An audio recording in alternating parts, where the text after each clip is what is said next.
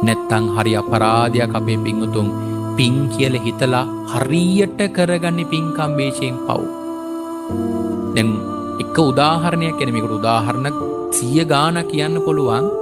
එක උදාහරණයක් කියන්න. හොඳම උදාහරණය තමයි මේ කඩන පින්කම්. අපේ පිංතුම් බලන්න මොන්න පොතේ කොතනද කටින පින්කමක් කියලා තියෙන භාග්‍යතුන් වහන්සේ. මේ කටිනේ කියන්නේ පින්වතුනි එහෙම පින් වැඩෙන පින්කමක් නෙවෙයි.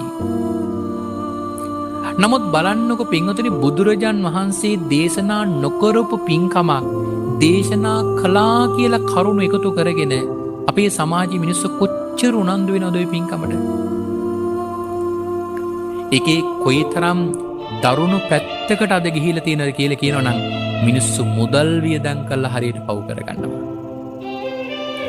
පින්වතුනි කටිනය කියලා කියන්නේ හොඳින් මතක තියාගන්න වස්තුම් මාසේ අවසාන දවසට.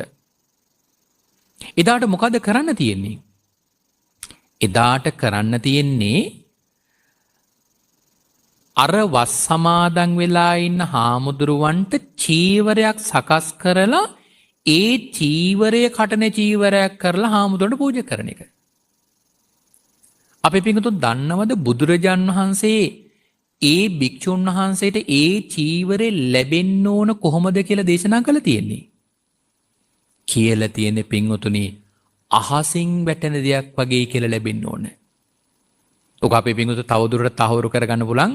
අපේ රේණුකාණී චන්දීල මහානායක හාමුදුරන්ගේ විනය කර්ම පොත කියවන්නකෝ. අඩුම තරමේ ওই පින්කම කරනත් ඔය පොතවත් කියවලා ඉන්නකෝ.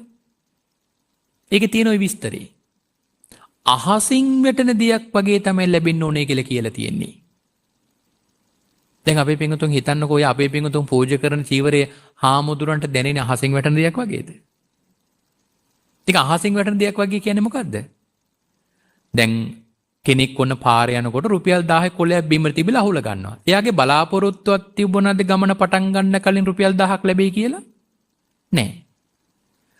ඔන්න ඔය වගේ සිතුවිල්ලක් තමයි හාමුදුරන්ට චීවරය ලැබෙන වෙලාවේ දැනෙන්න ඕනේ. මට කියනකො අපේ පිංගුතුන් ඔය පූජා කරන චීවරය හාමුදුරන්ට දැනෙන්නේ හිමද? කොහෙද දැනෙන්නේ? සමහර පන්සල්වල දැම්මින්දලා කටන චීවරයට සල්ලි එකතු කරනවා. ඒ උඟා පන්සල් එකතු කරන්නේ හාමුදුරු ලව්වා.